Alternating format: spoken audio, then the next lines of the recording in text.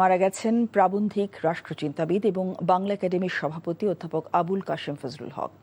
বিকেলে হৃদরোগে আক্রান্ত হয়ে তিনি মারা যান।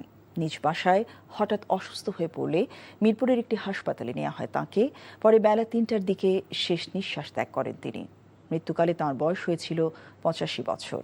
১৯৪০ সালে ৩০ সেপ্টেম্বর কিশোরগঞ্জের পাকুন্দিয়া উপজেলায় জন্ম নেয়া বরেণ্য এই শিক্ষাবিদ গোটা পেশাজীবন কাটান ঢাকা বিশ্ববিদ্যালয় বাংলা বিভাগে গবেষণা ও শিক্ষকতায়।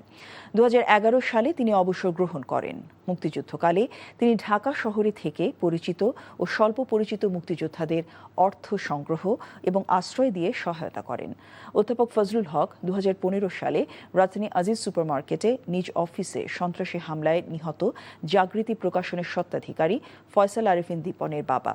সবশেষ বাংলা একাডেমির সভাপতি হিসেবে দায়িত্ব পালন করে আসছিলেন এই বরেণ্য অধ্যাপক।